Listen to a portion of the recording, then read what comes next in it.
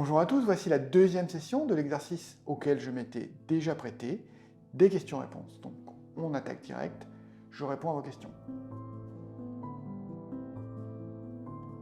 Tu fais des choses qui sont très techniques, du podcast, des vidéos sur YouTube. Comment est-ce que tu as appris?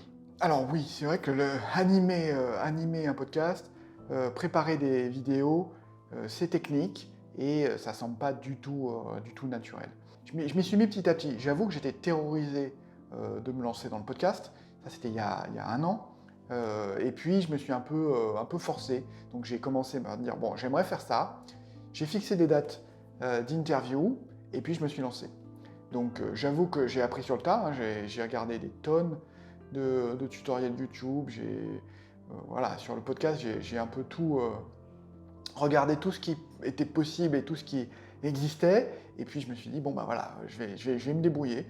J'ai assimilé le truc et ça vient avec la pratique. Au début, on passe des heures à préparer, mettre en place son matériel, etc. Savoir comment on va se connecter à distance, comment s'assurer que le son va être nickel à distance.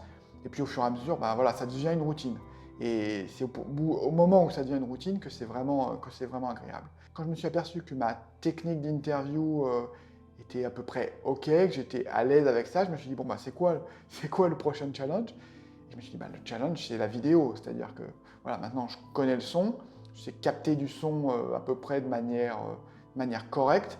Maintenant, il va falloir rajouter de l'image. J'ai essayé d'absorber le maximum d'informations de tutoriels. Alors j'avoue que j'avais fait déjà un peu de montage vidéo pour Process One il y a quelques années. J'avais enregistré des vidéos un peu à l'arrache avec la webcam souvent ou avec un iPhone.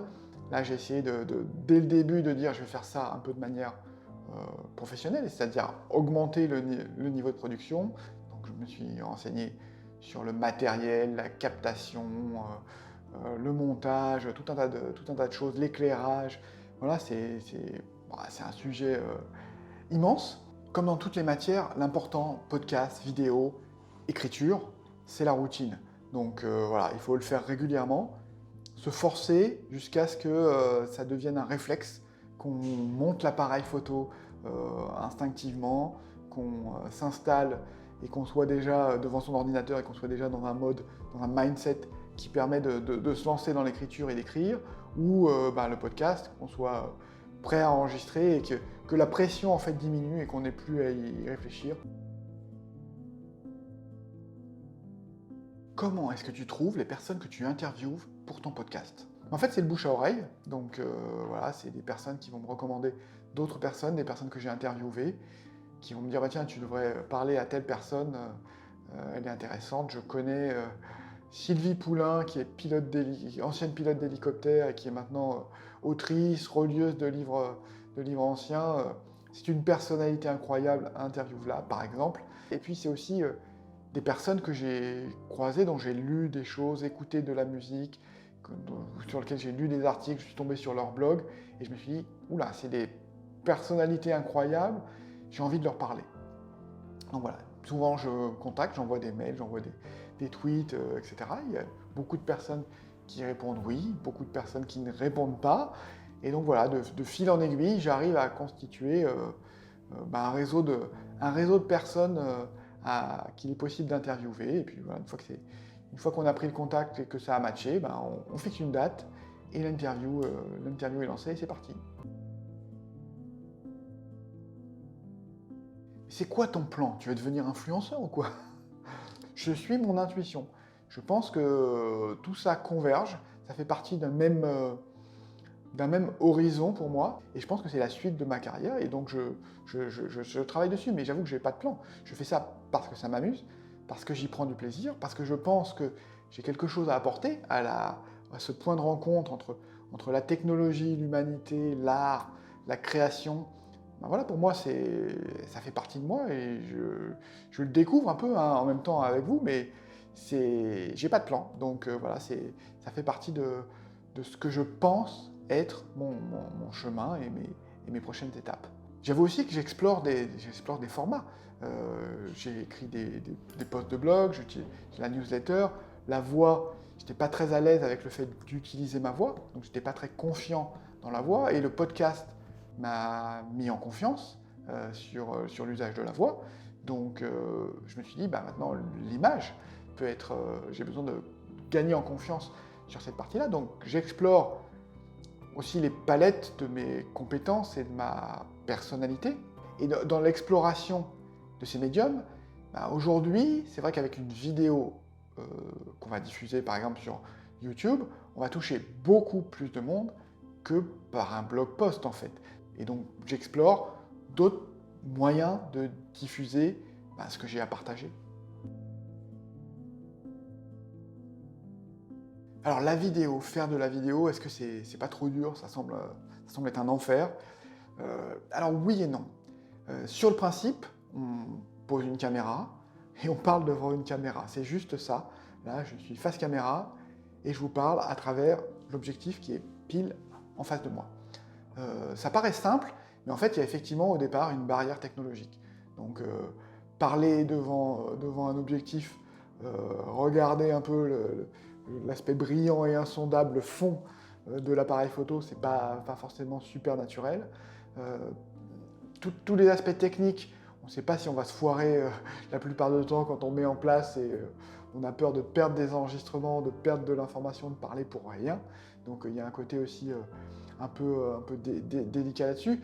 Un montage, ce qu'il faut savoir, c'est même pour une petite vidéo, ça peut rapidement aller de 4 heures à 8 heures de boulot. Hein. Donc voilà, il y a un vrai investissement à avoir sur le montage. Et encore quand on est rodé, qu'on est un éditeur, voilà, qu'on maîtrise bien les outils. Le podcast, il y a la technique du micro à gérer, etc. Sur le vidéo, il y a tout à gérer en même temps. Il y a la voix, l'image, l'éclairage. Voilà, tout ça doit faire un tout qui fait quelque chose de cohérent avec une valeur de production qui est assez haute. Aujourd'hui, on attend beaucoup d'une vidéo sur YouTube. C'est plus ce qu'on attendait il y a 10 ans, quoi. Donc on attend maintenant une bonne qualité d'image, une bonne qualité de son, quelque chose de très coupé, alerte, un montage un peu dynamique. Donc voilà, donc il y a une barrière qui est assez haute. Donc c'est vrai que c'est très dur, mais c'est très motivant. Et puis ça devient une routine. Donc en répétant et en faisant, ça devient de plus en plus simple en fait. Donc maintenant, ça rentre. Donc si vous envisagez de vous y mettre, sachez que oui, c'est difficile, mais ça ne doit pas être un frein, vous allez y arriver. Tu dis que tu écris un roman, c'est pour quand, pourquoi, de quoi ça parle? Alors, je vais vous en dire un peu plus, mais pas beaucoup plus.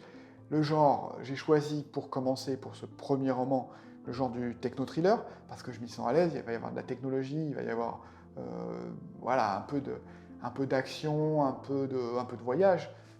Je traverse un peu l'Europe à travers ce roman. J'ai choisi un sujet qui me tenait à cœur aussi, le sujet des lanceurs d'alerte.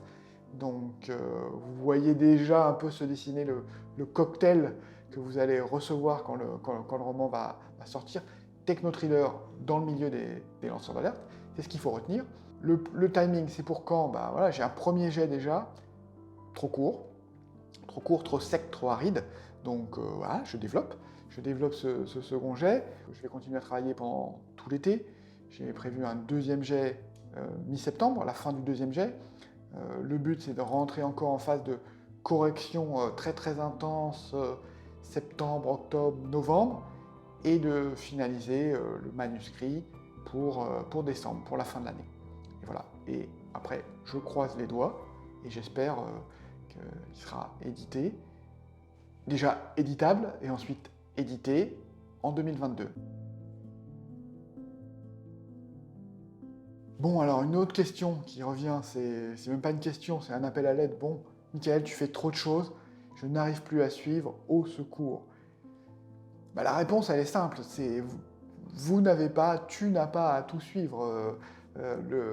Effectivement, je fais beaucoup de choses, pioche et prends ce qui t'intéresse. Donc une manière d'avoir un bon aperçu, j'ai 2 comptes sur Twitter. Donc le compte @Michael et le compte @MRWV. Donc suis les 2 comptes ou un des deux.